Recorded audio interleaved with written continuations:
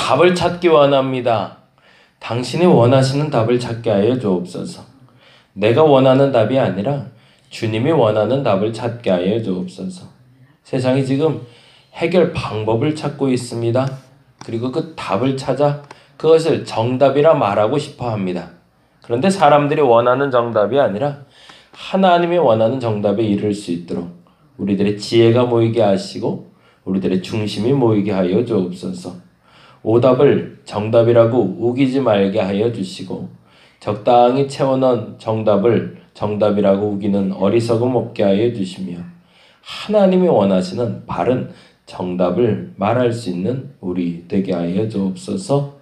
복되고 귀한 시간이 될 줄로 믿습니다. 답을 찾아가는 여정에 우리들의 영을 열어주옵시고 우리들의 마음을 열어주시고 그래서 용기 있게 뚜렷하게 결단하게 하여 주시옵소서. 주님, 오늘도 감사합니다. 고마우신 예수님 이름으로 기도드렸습니다. 아멘. 디모데후서 3장 말씀 볼 건데요. 3장 13절에서 17절.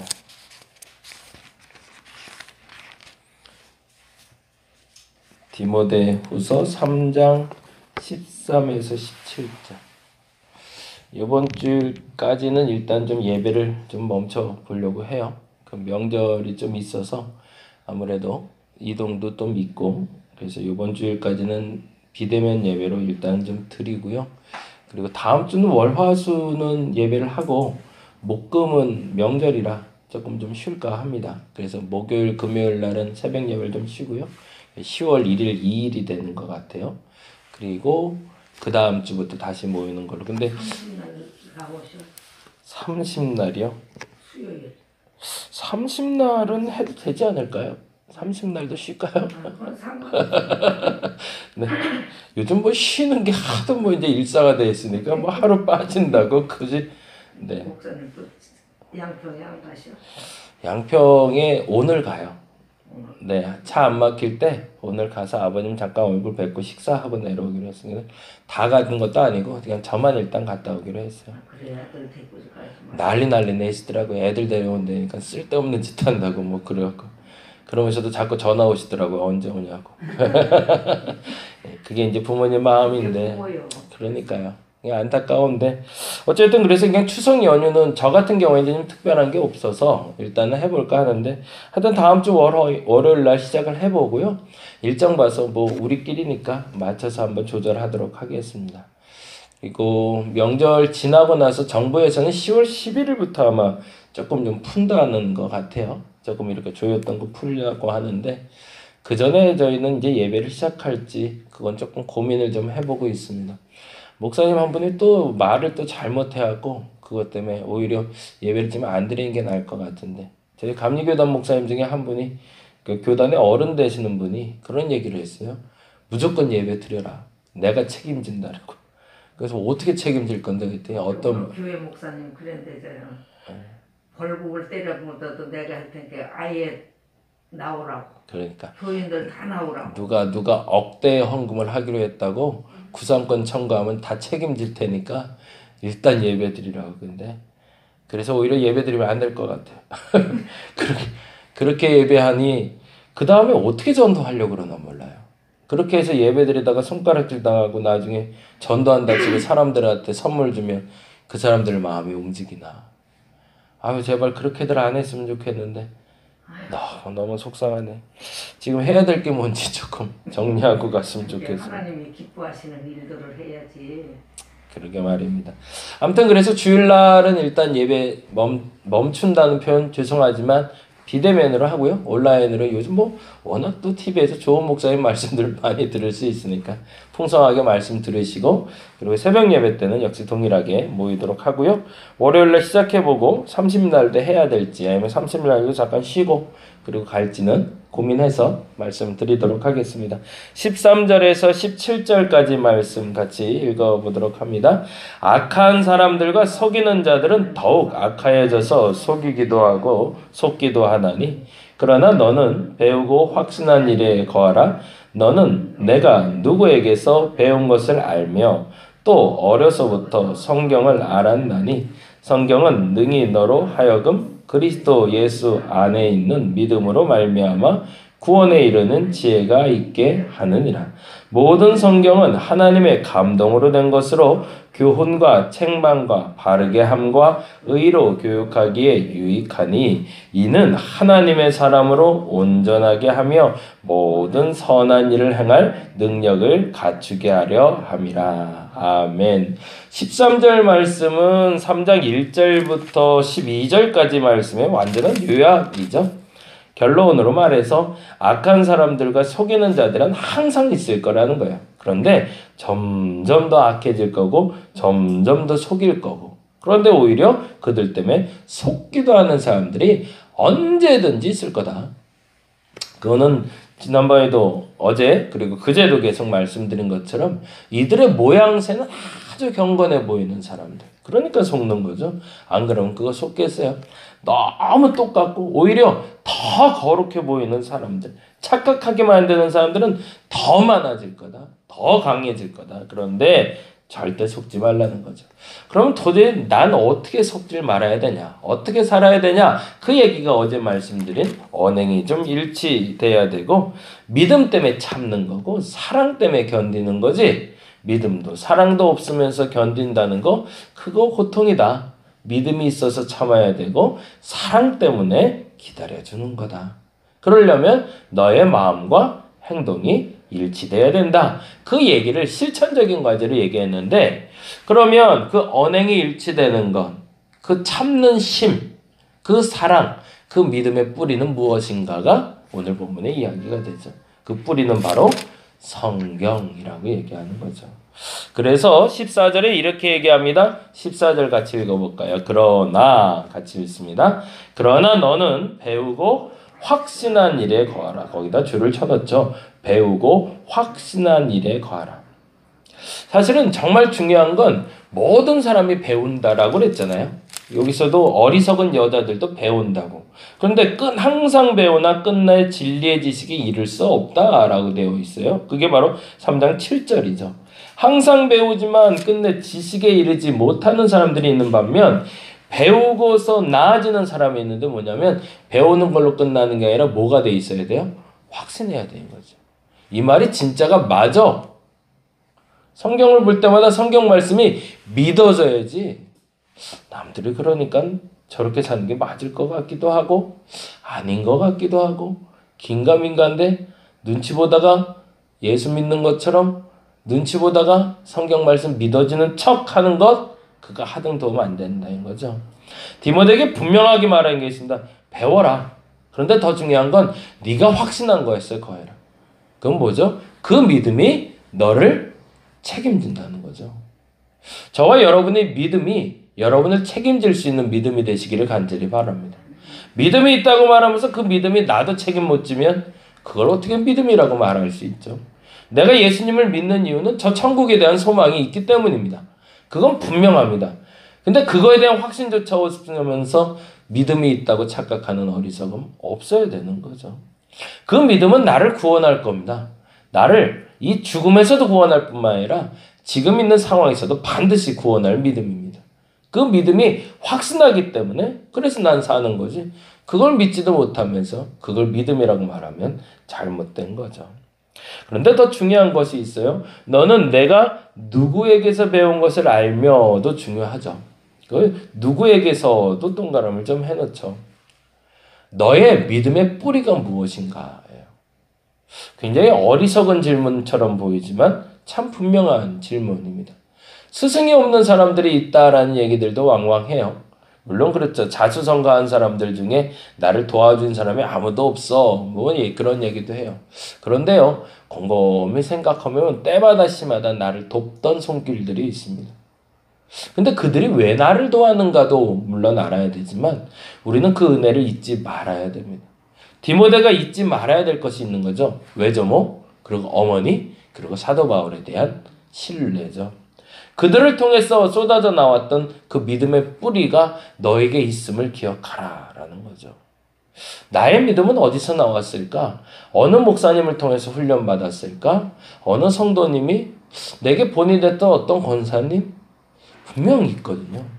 근데 어느 순간에 내가 혼돈이 되는 이유는 내게 본이 됐던 그 사람의 믿음을 내가 잃어버렸기 때문이죠.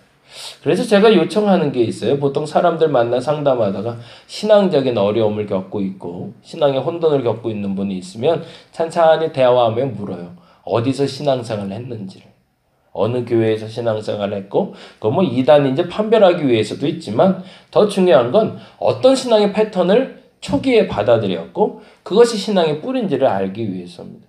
근데 보편적으로 보면 통성기도하며 뜨거운 교회에서 신앙생활 하던 사람이 회의가 느껴지면 결국에 그 문제를 해결할 수 있는 방법은 원초적인 자리로 가는 겁니다. 뜨겁게 기도하는 곳을 찾아가야 돼요. 죄송한 얘기지만 만일에 저희 교회가 조용히 기도하는 교회인데 그분이 우리 교회를 등록하고 싶어요. 그런데 그분의 뿌리는 원초적인 정말 뜨거운 기도를 하고 싶은 사람. 그러면 목사님이 인정해야 돼요. 성도님은 우리 교인이 아니라 그렇게 뜨겁게 기도할 수 있는 교회 가시면 그 신앙의 열정도 회복도 일어날 겁니다. 제가 아는 이러이러한 교회였는데 그 교회에서 회복하셨으면 좋겠습니다. 라고 하는 것이 옳다는 거죠. 왜요? 그 신앙의 뿌리가 견고해야 넘어질 일이 적어지고 흔들릴 일이 없어지고 바로 설 수 있기 때문에. 그래서 각자의 나의 믿음의 뿌리가 어딘지를 알고 그리고 그 믿음의 뿌리 가운데 믿는 대로 살아갈 수 있는 게 신앙인의 태도인 거죠. 그러고 나서 분명하게 본인이 알고 있는 사실이며 그리고 디모데가 알고 있는 사실을 이렇게 표현하고 있습니다. 15절이죠. 읽어볼까요? 또 어려서부터 성경을 알았나니. 참 귀한 거죠. 어머니와 조모와 그리고 사도 바울을 통해서 배운 건 뭐였다는 거예요? 그러니까 성경이었다는 거죠. 삶의 태도를 배웠는데 이 성경은 구약을 말할까요? 신약을 말할까요? 신약. 죄송하지만 당시에 신약이 기록되지가 않을 때입니다. 그러니까 사실은 이 성경은 토라를 얘기해요. 창세기, 출애굽기, 레위기, 민수기, 신명기. 그러니까 모든 성경이라는 표현이 16절에 나오고 있어요. 그런데 여기서 말하는 이 성경은 신약 성경이 아직 생성되기 전이기 때문에 이 성경은 유대인들이 일상, 제가 요즘 한번 살펴보는 책이 그 메시아닉 유대인들이 본다는 토라 포션이라는 책을 조금 보고 있는데 1년 365일을 54주로 나눠서 성경 토라, 창세기부터 출애굽기, 레위기, 민수기, 신명기 5권을 반복해서 보는 방식이 있답니다. 그걸 토라 포션이라고 부르는데 그렇게 보는 방법으로 유대인들이 달달달달 암송시키고 그리고 그걸 확산시켜서 탈무드를 아이들에게 13세까지 암송하고 읽을 수 있도록 만들어준 시스템이 있대요. 그래서 그걸 보고 있는데 아마도 디모데는 그 훈련을 받지 않았을까 싶어요. 그래서 그 훈련 가운데 어려서부터 성경을 알았다는 건 성경의 율법서가 아니라 하나님의 말씀이라고 하는 그 토라를 배웠던 거죠. 그런데 성경은 뭐 한대요? 그 다음이 재밌죠? 능히 너로 하여금 그리스도 예수 안에 있는 믿음으로 말미암아 구원에 이르는 지혜가 있게 한대. 아, 이게 또 재밌죠. 그러니까 신약 성경이라는 생각도 충분히 할 만한데 그건 뭐야? 창세기, 출애굽기, 레위기, 민수기, 신명기에 예수님 얘기가 적혀 있나? 예, 숨어져 있다는 얘기죠. 왜? 하나님의 구원의 사건이 그 안에 기록되어 있으니까. 그래서 성경은 분명하게 이렇게 얘기합니다. 네가 성경을 알기 때문에 그 다음에 뭐라고 했죠? 또 어려서부터 성경을 알았으니 성경은 능히 너로 하여금 주체는 누구예요? 디모데죠. 그리고 그 다음에 뭐죠? 도와주는 이가 있다는 거예요. 그리스도 예수 안에 있는 믿음으로 말미암아죠. 그 성경에 그리스도 예수라고 꼭 하고 딱 적혀 있는 건 아니지만 너 스스로가 그리스도 예수 안에 있는 믿음 때문에 성경을 읽을 때마다 구원을 이루는 지혜를 얻게 될 거라는 거죠. 이 말이 정확한 면이에요. 그 안에 그리스도 예수에 대한 기록이 있기 때문에 이렇게 기록된 것이 아니라 네가 성경을 볼 때마다 예수에 대한 믿음이 있으니 그 성경을 볼 때 참된 구원이 어떻게 일어나는지를 네가 해석해낼 수 있을 거라는 거죠.